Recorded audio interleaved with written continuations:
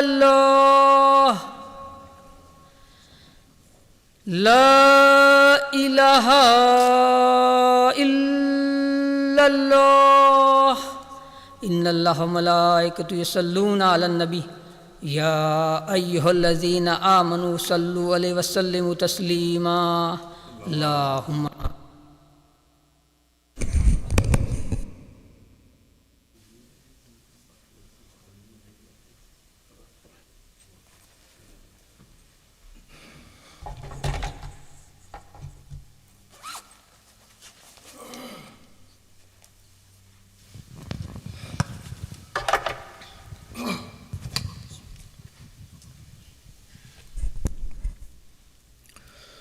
Assalamu alaikum wa rahmatullah.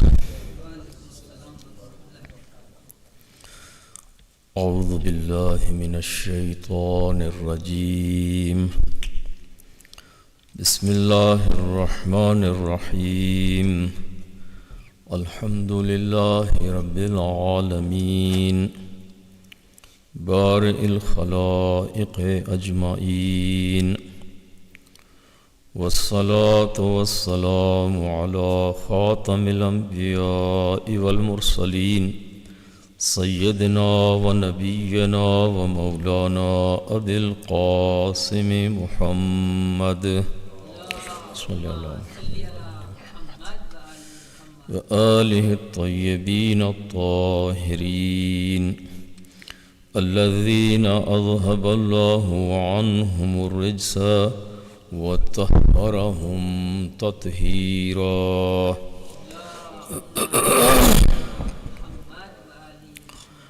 أما بعد فأوصيكم ونفسي بتقوى الله فإنه حبل متين وعروة وثقى. صلوات.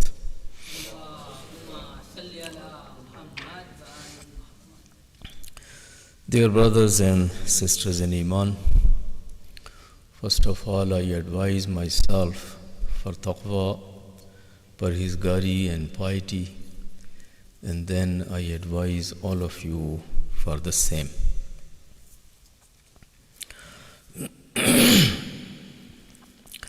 In this first sermon of Friday prayer, I have some important points to share with you because we are in the end of Islamic lunar year. We are in the 12th month, which is known as Dhul Hijjah. It's a month of Hajj, and we have already 15 days of it. The month of Dhul Hijjah have passed. We have only last 15 days, 14 days in hand, and then this Islamic year, the lunar calendar year, will pass, and we will enter by the 1st of Muharram into a new year. Normally, I speak in the beginning of the year and share some points and some thoughts when we begin a new year, and also I make some observations and express some of my reflections on the end of year. Whether it is beginning of the year or it is the end of year, for us there are some very important events which we focus on and we talk about. In the beginning of this lunar year comes Muharram, and that is a month of commemoration of that greatest tragedy of Karbala. We begin our new year by looking at that tragic event of the martyrdom of Imam Hussein alayhi salatu wassalam in Karbala. and for almost the entire month of Muharram and Safar, we commemorate that tragedy. We review that story, the events, the context of that event, and then the event itself, and then how this event has impacted on the Muslim history and particularly on our tradition and our history. And end of year, of course, meaning this is the month of Hajj and Ibrahim and Ismail, and we talk about that, we have spoken about it. Tomorrow I will be out of town, I am traveling, but Hujjatul Islam Shaykh Rizwan Arastu will be speaking to the last major event of this year, and that is going to be the event of Ghadir. The Amal of Ghadir will be led by Sayyid Kazim Hussain, and then this event of Ghadir will be addressed by Shaykh Arastu. So since I won't be here in that event, and I'm not sure that if I will be able to address the next Friday khutbah, and then the Muharram will start, so I feel that I have to say something now when I have opportunity, and then inshallah we will say the other things inshallah when we will get the time. Please recite a salawat.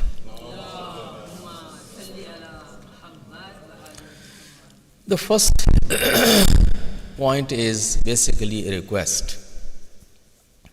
As you know, in the summer the days are getting longer and longer and longer, and days are long, the nights are short, and we sat down to decide whether we will hold our majalis of Muharram before Maghrib or after Maghrib. Because normally we hold our majalis after Maghrib, and we felt that if we will start our majalis of Muharram after Maghrib, then we may be able to start those majalis around 9:30, and if we will start the majlis at 9:30, and then the majlis, and then after that there is matam and Sina Zani and Latmiya, so the majlis would end here around 11 o'clock at night. And if people would leave from the premises by 11 o'clock at night, then the prayer time is about 3:30. So very little time left for the prayer, and then nights are very short. Next day they have work, they have other things to do. So it was not very practical. So we decided to hold majalis before Maghrib. Now that is a new challenge which we are taking. We know our community is not used to having the Muharram majalis in daytime and before Maghrib. They have the tradition of holding those majalis after sunset, after Maghrib, and this is how normally people prefer. But that we will avoid this year. So we are requesting very humbly from all of you that we are doing it actually for your convenience. We are doing it for your convenience, that you come early, you listen the majalis, and then you go back early. And so you have young children, you have long distances, many people are elderly, driving in night, late at night for elderly men, women, it's very difficult. Anything can happen with car, and somebody is standing just next to the on the road at that time, that part of the night. So it's not good. So starting majalis By Khurram it is 7:30, 7:15. 7:15. So we will be inshallah starting our majalis of Muharram, at least for first 6 or 7 majalis, 7:15.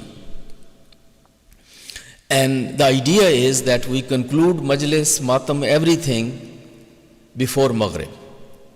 And then you pray your Maghrib prayer, you do your Isha, and you go back home early, so that you can have some sleep at night, you can get up again for your morning prayer, and next day you can have your own daily routines.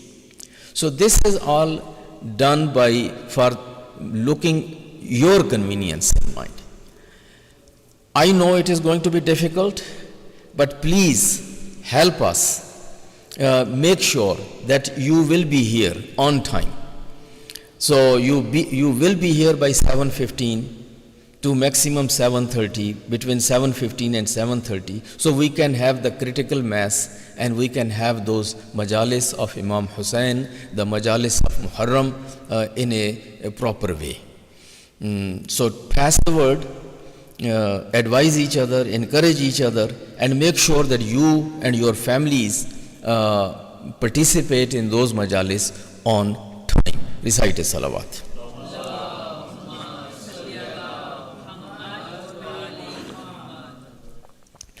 These majalis of Muharram, my brothers and sisters, are very important one for us.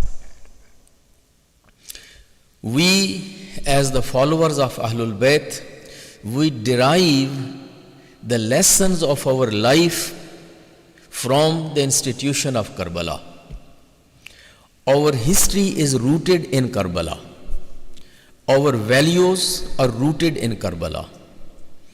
Our vision for the life, our insight for the life, and our values, our culture, our heritage, if you look very closely, it is all rooted in the history of Karbala. Karbala is an institution which gives us a new hope. It inspires us, it strengthens us, and it tells us that in your life there will be some tough times, there will be ups and downs, but this is how you have to continue. This is, you have to keep standing strong, standing tall, facing the atrocities, facing the difficulties, facing the hardships, but never give in and never surrender, and never just give your hand in the hand of the oppressor or a tyrant. And also it teaches us that how to live and how to continue after having an experience like experience of Karbala. Sayyida Zainab Salamullah alayha and Imam Zainul Abidin alayhi salatu wasalam and those children and youth are our role models. Those are our role models. So when those atrocities and those brutalities take place, so normally the tendency is that people go down, people break, people lose hope, and people just leave the path and they leave whatever they were standing for. But this story of Karbala, this tragedy of Karbala, gives us the lesson that that's not true. Men have their duties, leaders have their duties, martyrs have their duties, but then their families, their women, their children, their youth, and those who remain behind, they have their duties and they have their responsibilities. And they have to put themselves in those big shoes of their shuhada and their leaders and their men, and they need to continue. They need to continue. And this is, my brothers and sisters, a great lesson we, a small community, that who was in the rulers of that time, Yazid ibn Muawiyah and his governor Ibn Ziyad, after causing the martyrdom to Imam Hussein and his friends and his followers, they had thought that this is finished. The Hussein and the following of Hussein and the stand of Hussein is now demolished and it is buried in the sand of Karbala. But though, look at the history. Sayyida Zainab, Imam Zainul Abidin, and those little children and women, they made sure that the memories of Hussein, the memories of Shuhada will not be forgotten. The stand of Hussein will not be forgotten. And they kept that resolve, they kept standing tall, even when they were being dragged in the streets of Kufa and Sham. They didn't change their mind, they didn't change their direction, they didn't change their resolve, they didn't change their stand, they remain on their position. And then what happened? So now today you look back, so where is the standing of Hussein in the world, and where is the standing of those that who thought they are winners and they got victory, and those who were celebrating their victory because they see all the people of Hussein are killed and martyred, and Ibn Ziyad and Umar Saad and Yazid, they were celebrating. Now you see, every day people remember Imam Hussein. Every day we say salat and we say salam to Imam Hussein. Every day we turn toward Karbala and we recite the ziyarat of Imam Hussein. We remember Imam Hussein in our every event, whether it is a happy event, whether it is a sorrowful event. We have ziyarat of Imam Hussein. We go all the way to pay respect to Imam Hussein in Karbala, and on the day of Ashur, on the day of Arba'in, millions of people from all over the world, they come to Karbala, they shed their tears, they pay their respect, and they salute to Imam Hussein alayhi salatu wasalam, and they make commitment with Imam Hussein that you gave your lives for us, for our dignity, for our honor, and for making sure that we receive the pure teachings of Deen. So we are here to make pledge to you that we will keep your standard high, we will keep your name, we will keep your work, and we will continue your tradition which you have handed over to us. So that is why, my brothers and sisters, this commemoration of Karbala is very important for us. And we do it every year, whether we are in our own land, whether we are in other lands, whether we are small in numbers, whether we are big in numbers, but we always look at Imam Hussein as a hero. Islamic ideology teaches us that the domination and aggression are not the true powers, meaning that the true power is truth. If you have the truth and you are standing under the standard of truth, haqq, then whether you are few or whether you are more, whether you are able to survive and live, whether you get killed and you get martyred, but then you are still heroes and you are still successful. So that gives inspiration to Muslims, that gives inspiration to us and to our communities and to our families. 1400 years have gone by, but as followers of Imam Hussein, as followers of Imam Ali, as followers of Sayyida Fatima Zahra Salamullah Alayha, as followers of Sayyida Zainab Salamullah Alayha, recite a salawat.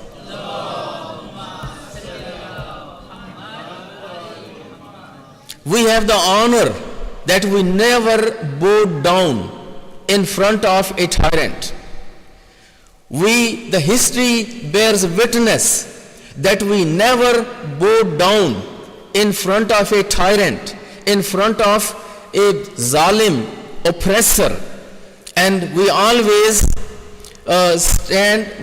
stood steadfast, and we always listen to the message of Allah, the message of Prophet, the message of our Imam, and particularly that beautiful message which Imam Ali left on his deathbed when he says, Kuna lizzalime khasman walil mazlumi auna.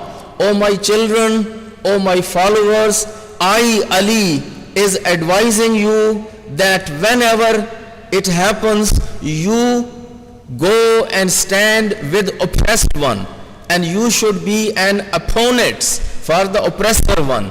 And this is the history of the Tashayyu, this is the history of followers of Ahlul Bayt. We have kept this tradition and we will continue keeping this tradition. We will face the atrocities and the difficulties and the hardships, but we will remain on the path. We will remain on the path of Shuhada. We will remain on the path of Ulama. We will remain the path of Awliya. We will remain on the path of Anbiya. We will remain on the path of Muhammad and Ali Muhammad alayhimu salatu wassalam.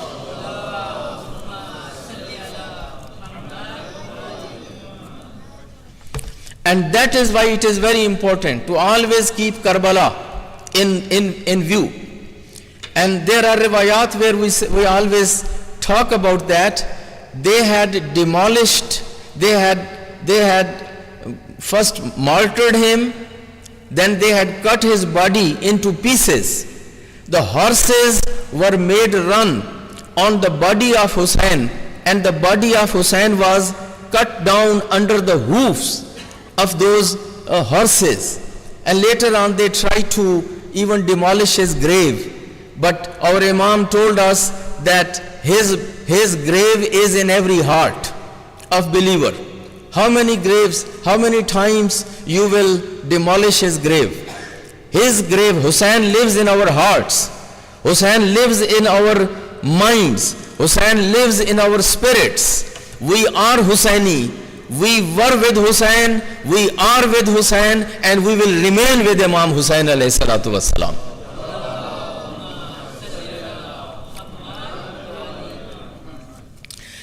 So that is the greatest inspiration for us, my brothers and sisters. The story of Karbala strengthens us. It gives us a new hope. It gives us a new courage. It makes us to keep standing and to keep our stand.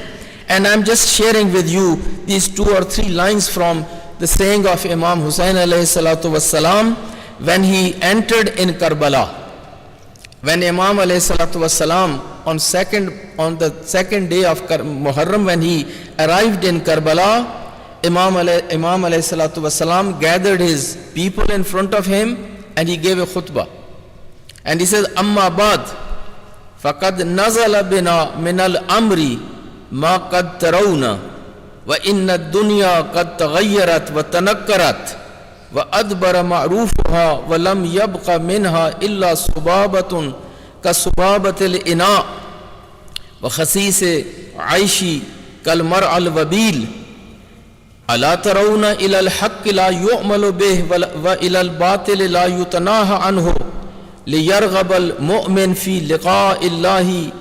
Then the sentence which I wanted to share with you, فَإِنِّي لَا أَرَى الْمَوْتَ إِلَّا سَعَادَةً وَالْحَيَاةَ مَعَ الظَّالِمِينَ إِلَّا بَرَمًا.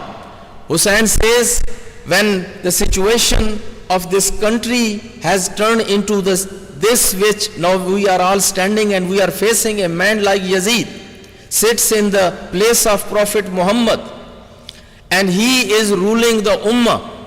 Now in this situation, when life and death both are in front of me, I have to choose. Either I have to live and stand with a man like Yazid, bow down in front of Yazid, give my hand in the hand of Yazid, and compromise on my values and compromise on my heritage and compromise on my principles to live a few more days, a few more months, a few more years, but bow down in front of Yazid and compromise with Yazid. One choice is this. The other choice is that I should stand for my principles and die with dignity and with honor. And so then Imam Hussain says, فَإِنِّي لَا أَرَى الْمَوْتَ إِلَّا سَعَادَةً. I don't see the death except as a sa'adat. It is an honor to die with the death of dignity. And then he says, وَالْحَيَاةَ مَعَ الظَّالِمِينَ إِلَّا بَرَمَا or إِلَّا barama, and life with zalimin, living with them, compromising with them, obeying them, cooperating with them, listening to them, and being and compromising with them is a shame for me. I don't want to live a shameful life.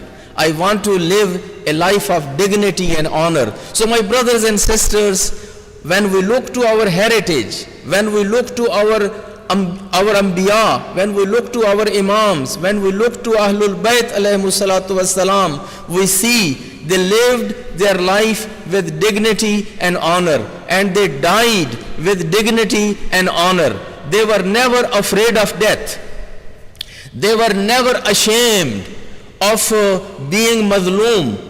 Or there was a time in Nahjul Balagha, we have that quote, Muawiyah once wrote a letter to Imam Ali and saying, you have been always like this, as today you are now in my time. And every time, every government had to drag you, just like a camel, that they are, meaning, as they drag the camel, so these governments were used to always drag you to their positions, and you have been always pushed and pulled and dragged and insulted by the previous governments, and I am afraid I have to do the same thing against you, because otherwise you are not going to cooperate. Imam Ali responds to him. Imam Ali says, you wanted to degrade me, but actually you have honored me. You have honored me by writing this. Imam Ali says, being mazloom, there is no shame in it. Being zalim, that is a shame. If I was mazloom all along so far, so you have praised me that I was mazloom, and there is no shame in being mazloom. But there is a shame in being a zalim. And alhamdulillah, I, Ali ibn Abi Talib, was never zalim, and I will never be a zalim. But yes, we have been mazloom before, and I am being mazloom even in my own time. And Imam Hussain was mazloom, Imam Zainul Abidin was mazloom, all of our Imams were mazloom. Our history is the history of mazloomiyat, my brothers and sisters. So never feel ashamed for being mazloom. Never feel ashamed that you are being mazloom. That is actually a merit for us. It is a merit to be a mazloom. It is a merit to be that little minority and the small number of people who are still standing with the truth, who are still confronting the zulm and zalim. So it is not something that you have to be belittled or you have to feel down about that. The Yazid and his forces, Umar Saad, Shimr, they tried to break these women and these children. They insulted them, they degraded them, they captured them as prisoners of war, and they took them into these cities and to these courts and to those difficult experiences. The whole idea was that let break Zainab, break Kulsum, break Sakina, break these children. Let them say that we had made a mistake. Our father had made a mistake, our husband had made a mistake, our Imam had made a mistake, and why did we got into this situation? But my brothers and sisters, Shimr was not able to do that. Umar Saad was not able to do that. Ibn Ziyad was not able to do that. Even Yazid was not able to do that. And when they tried to speak about it, Zainab stood up and gave khutbah about it. Fatima Sughra stood up and gave khutbah about that. Sakina stood up and gave khutbah about that. And they defended their stand and they stood tall after all giving that much blood and that many martyrs. So that is the history of Karbala. That is the story of Karbala. And we are just 2 weeks away from that tradition of starting the Muharram and again reviewing that biggest sacrifice given for the Islam, and we will be talking inshallah. So I'm requesting you to please start preparing for it, and please come on time and participate in those majalis and try to learn the lessons of Karbala. We have been always listening Karbala, majalis, but my brothers and sisters, very few of us, we have learned the lessons of Karbala. Lesson of Karbala. The stand of Imam Hussain, the spirit of Imam Hussain, the purpose of Imam Hussain, that is something which we need to learn. And if we learn that one, then my brothers and sisters, no matter the entire world if gets together and stands against us, and if we are standing alone, we are not afraid of anything, because we understood the message of Imam Hussain and the strength of Imam Hussain. Recite a salawat.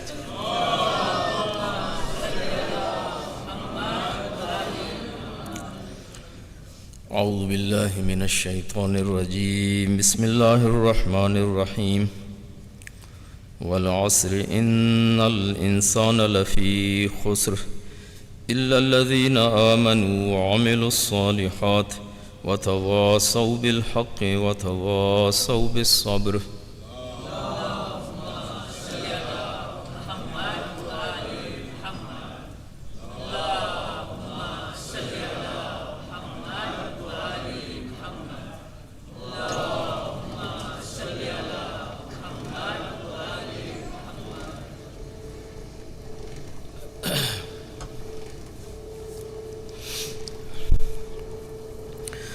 أعوذ بالله من الشيطان الرجيم بسم الله الرحمن الرحيم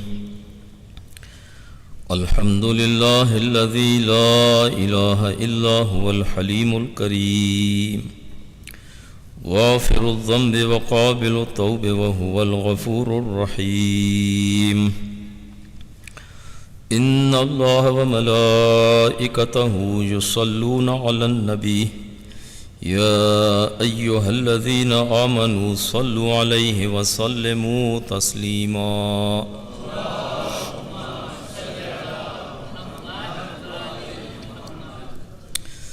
Dear brothers and sisters in Iman, I'm sure everyone is wondering and everyone has some concerns. Matter of fact, much more concerns about what is happening since yesterday in Middle East. The Islamic Republic was attacked and by the aggressive regime of this Jewish state, the occupying regime, and the racist regime, the baby killing regime, preemptive, they call it preemptive aggression against Islamic Republic, and everyone is watching the news and trying to find the facts. Since it is still a developing story, all the facts and all the news are not out yet. We are waiting for some more clarity and some more authentic news, and also we are waiting for the statement of our international leadership, Ayatollah al-Uzma Sayyid Sistani in Najaf, our great Maraj-e-Taqleed, Grand Maraj-e-Taqleed in Qom, and many other leaders around the world. they are also all watching the situation, trying to find the facts, and then they will be issuing their statements and their positions. We will inshallah share with you those statements and those positions when those positions are taken.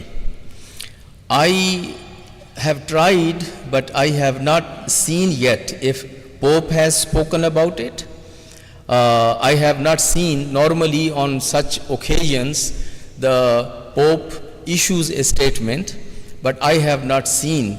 Maybe today sometime he speaks about the international leadership. Some countries have taken the position, some countries are still waiting, and some leaderships are still waiting, but it is a naked aggression.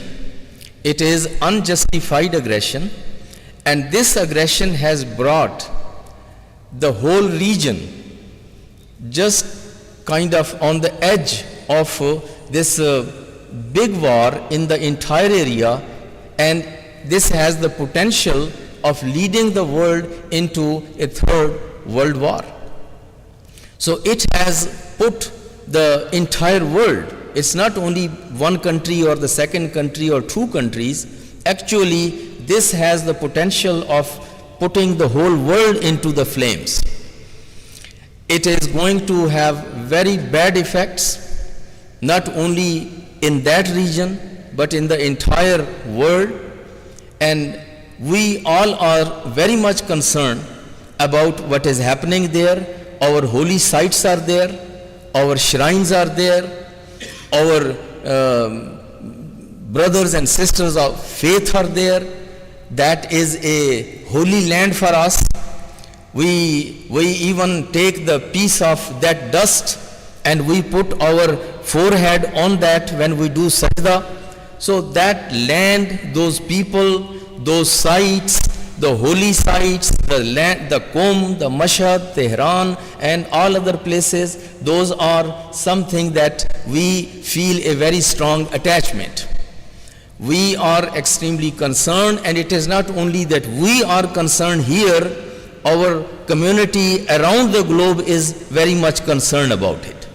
And then it's not only that our community is only concerned about it, every human being that who has any concern for humanity, any human being that who has any sense of responsibility and has sound thinking and sound reasoning, no one is right now happy and pleased with this. The entire world is concerned and worried about escalation, about the spread of this fire and flames in the whole area and into the whole world. So that's why we are watching it very carefully and for collecting the facts and waiting for those statements from our international leadership, and then inshallah we will also speak about it, and we will have again next khutbah Jumma, and then during the Muharram we have enough time to share all this. I just wanted to say one word of caution. I know emotions are very high and it is a very difficult time for believers and for all of us, but when we speak about it, when we write about it, when we forward the news about it, we need to be very careful. First of all, many of the news are fabricated. Many analysis, many news which are coming from BBC or from other enemies, kind of these what you call the news agencies, those are designed to bring you down.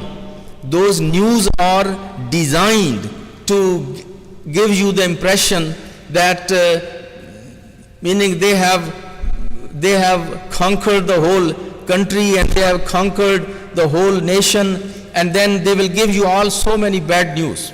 So first of all, be very careful when you look for news, when you search for news. Try to look through the credible and those credible sources for finding the news. Don't keep forwarding everything what you receive. We are receiving so many news, good and bad, and then we start spreading them and we start forwarding them. In that way we are helping the enemy. We are helping them and we become their hands and their eyes and their ears. Similarly, when we say something, when we write something, we should be very careful. And the best thing is wait until we receive some directives, until we receive some message from those international leaders, our Maraje Taqleed, our ulama, and international leadership. Then we will, inshallah, we will try to speak about it with more clarity. But there is no doubt about condemning it. We condemn it, we disapprove it, we feel that this is not a justified attempt, and this is something which is done with the ill intentions, and this is not going to succeed. It is not going to bear the positive results. As we have discussed the Karbala 1400 years ago, there is an identical story, and today there is no grave of Yazid, and there is no grave of Ibn Ziyad, and there is no grave of any one of them, and their names have become curse. And Hussein is Zindabad, and Hussein is alayhi salam, and Yazid is lanatullah alayh, and Ibn Ziyad is lanatullah alayh, and same thing happens with every zalim and every mazloom. Every mazloom is going to be Zindabad, every mazloom is going to be salamullah alayh, every mazloom is going to be alayhi salam inshallah, and every zalim is going to be lanatullah alayh, and every zalim will inshallah taste the same results and the same taste which zalimeen have already. Today go and find where is Fir'aun and where is Namrud and where are those tyrant rulers, and where is Yazid and Muawiyah and Ibn Ziyad. Nobody even can show you their graves. And the mention of Moses and Jesus and Muhammad and David and Shu'aib and Sulaiman and Muhammad and Ali and Fatima and Hassan and Hussein and Abul Fazl al-Abbas, everyone knows them and everyone has respect for them, and everyone sends their salam and darood upon them. Recite a loud salawat for all of them.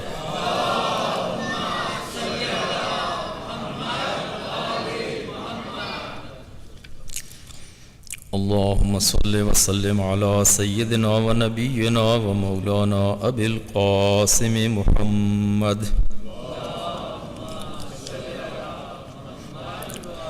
وعلى أمير المؤمنين وإمام المتقين علي بن أبي طالب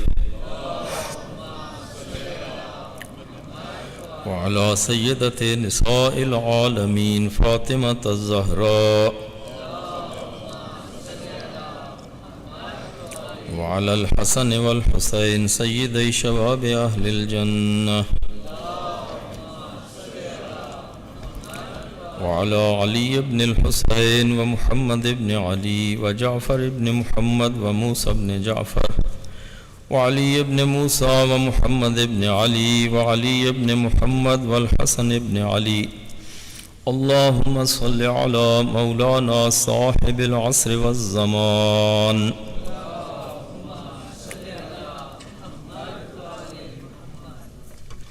وعلى آبائه الكرام ما اتصل الليالي والأيام.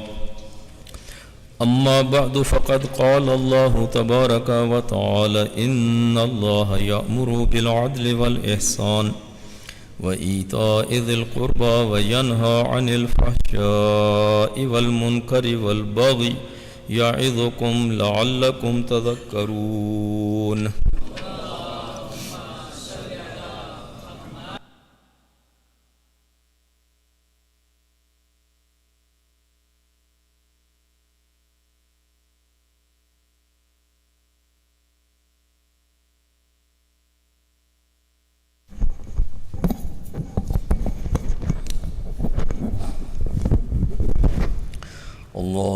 أكبر الله أكبر أشهد أن لا إله إلا الله أشهد أن لا إله إلا الله أشهد أن محمد رسول الله أشهد أن محمد رسول الله أشهد أن عليا ولي الله أشهد أن عليا حجة الله حي